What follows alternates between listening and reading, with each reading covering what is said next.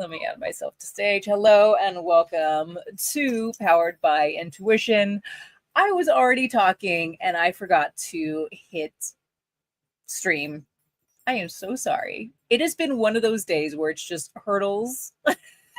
Actually, it's been that week.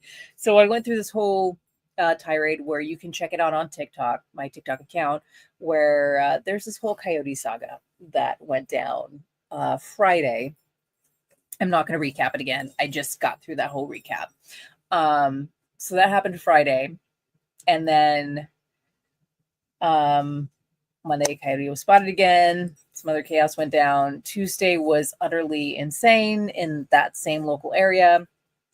And it's just been like a series of things. So I was just sharing about how there's been like interesting police activity that is just like, wow, what is going on? Because I got to one of my gigs and on my way there, there's this weird intersection right there. And there was like a police officer sitting there taking notes and stuff thrown across the street. And then, as I'm continuing to my destination, there's one of the residents in that area that I'm familiar with having like a mental health crisis. And then, as I was leaving, officers were called on that individual. And, so it's like two different deployments of officers within, like 100 yards. It was just wild.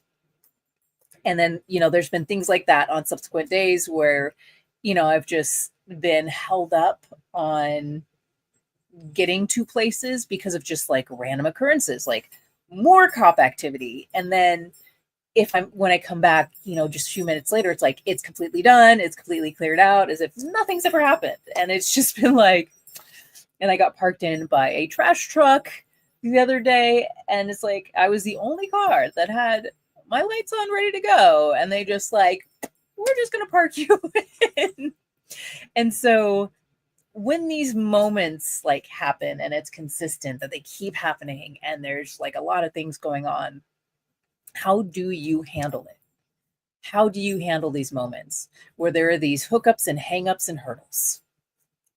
Are you reacting? Do you lash out? Like, are you all of a sudden going to do road rage and just skid to the side?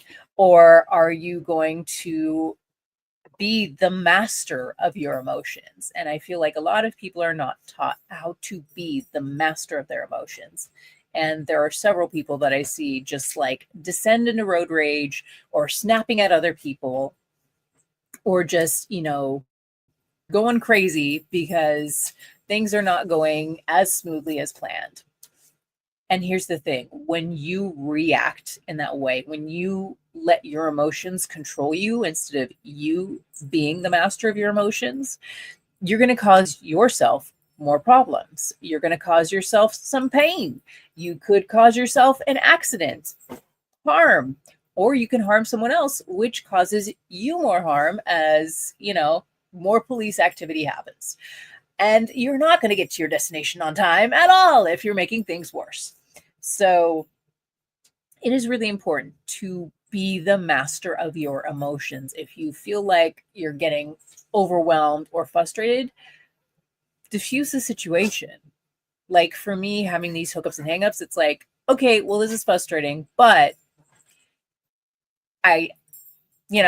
it's going to happen. Whatever. I can move things around. My time is flexible and I'm just going to sit here and play a game until these guys are ready to move. And I, with certain things, it's like, okay, I'm going to navigate this situation. I'm going to go around it. I'm not going to, barrel down a residential street or anything. I'm just going to take it smooth, take it cool, go smooth and steady, and be mindful of the situation. All right, let me show this little buddy again. This is Simmy. He's so cute. So I'm watching this little guy, and he's demanding my attention right now. He is so cute. Oh my God. Yes, he is such a sweetie. Such a cute sweetie. So yeah, it's like when these situations occur, you gotta be mindful of your emotions. You have to own your mind space, manage your emotions. If you are not in control of your emotions, who is? What is? Like, you just need to be present. And when you are present, you can manage things better. You can handle the situation, because most people are not even handling situations if they're flying off the handle, right? So it's like, no matter what gets thrown at you, you have to master it yourself. Now, how does this happen? Well, emotional intelligence is a big one. Like knowing, okay, I am at my limit. What can I do to prevent this from happening? And I'm stuck in my car and I'm at my limit. What can I do to prevent myself from just like, suddenly barreling down a street in anger? What can you do to master your emotions? So first and foremost, you got to acknowledge, okay, I'm feeling frustrated. Great. Is there anything you can do about the situation? Oh, hey, I can go down this side street. You don't need to speed down the side street. Be mindful. You don't want to cause an accident, right? You don't want to make the situation worse. Hi, buddy. You don't want to make the situation worse, right? So navigate it calmly. Be safe. Protect yourself. Protect others around you, right? But you have to be present. You have to acknowledge your emotions first and foremost and being like, okay, I'm feeling angry. What can I do? Maybe you can just like pulse your hands on the steering wheel, right? Maybe you can just put on some metal music. Maybe you can, like what I did, because, there was traffic piling up because of this stuff. I just kind of like played on my game. There's a lot of things that you can do. The possibilities are endless. Have things with it. If you feel like you get stressed a lot or you're prone to anger, have like a stress ball, or have, specific music that helps to diffuse your anger. Like if I'm feeling like really aggro, yes, I said that. If I'm feeling really aggro, I will just blare some metal music and I will just belt to that metal music, and that really clears out that emotional backlog for me.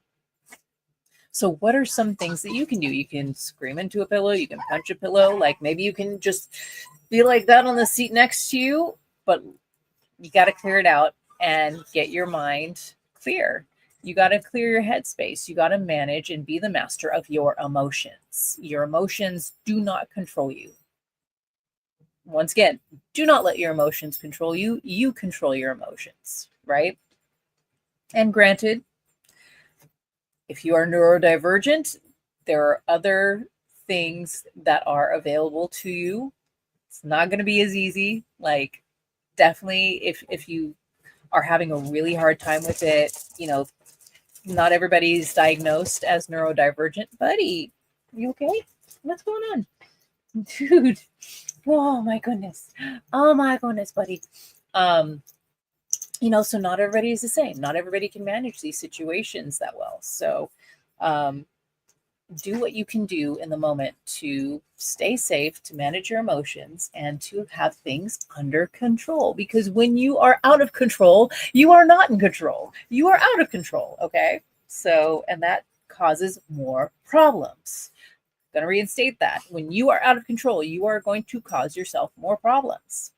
It does not work out in the end for you.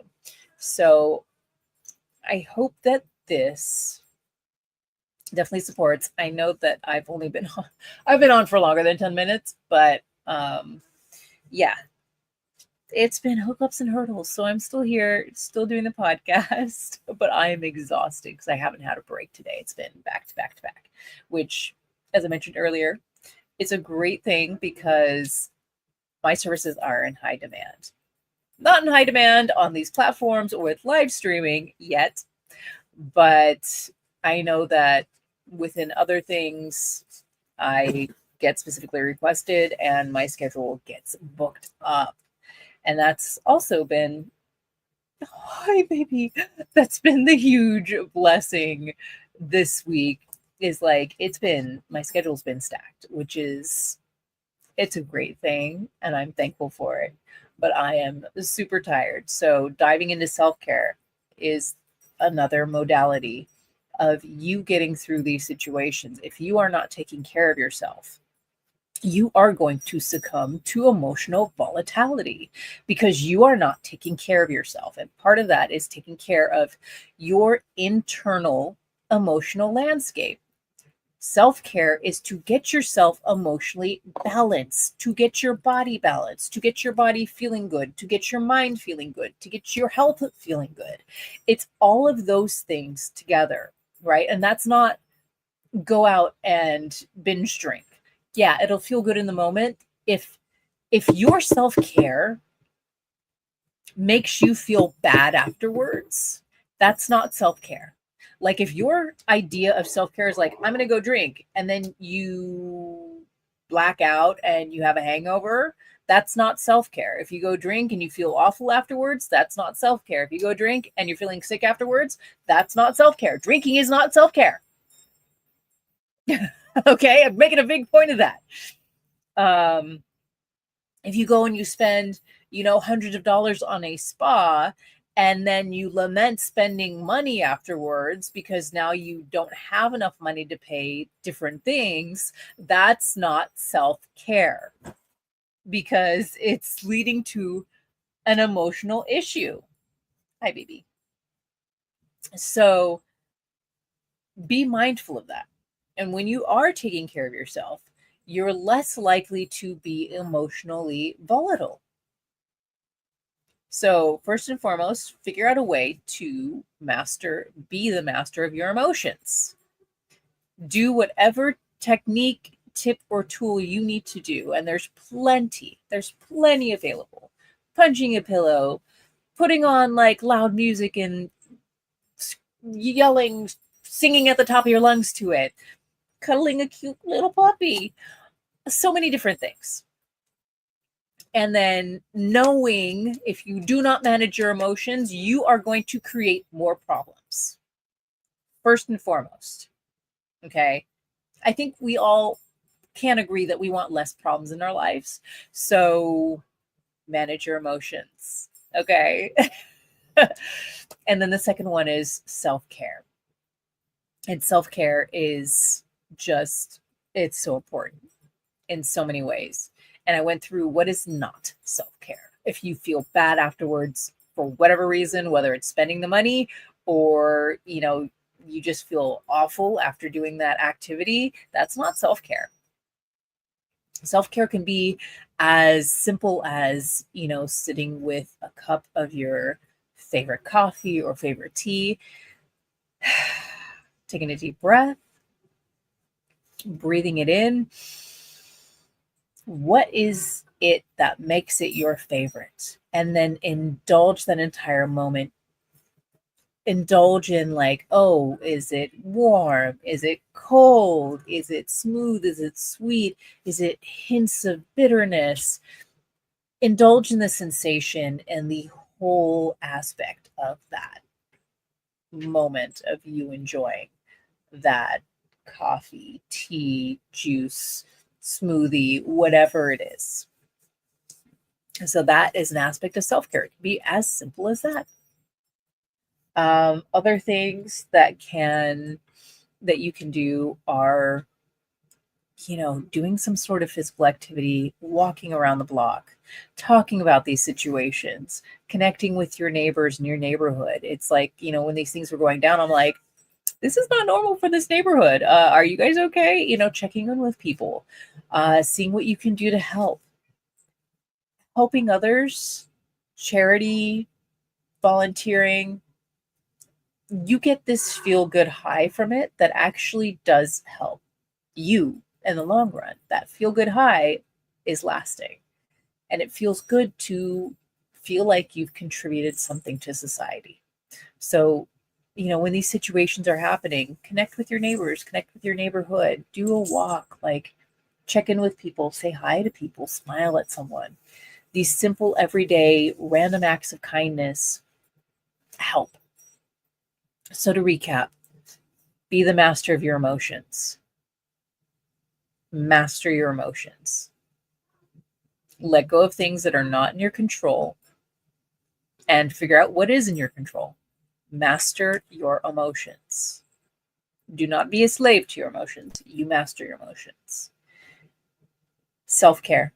Make sure you're taking care of yourself. Like for me, I've been I sleep in as much as I can, and then I'm even taking a nap when I can, and relaxing as much as possible, and cuddling these cuties, and then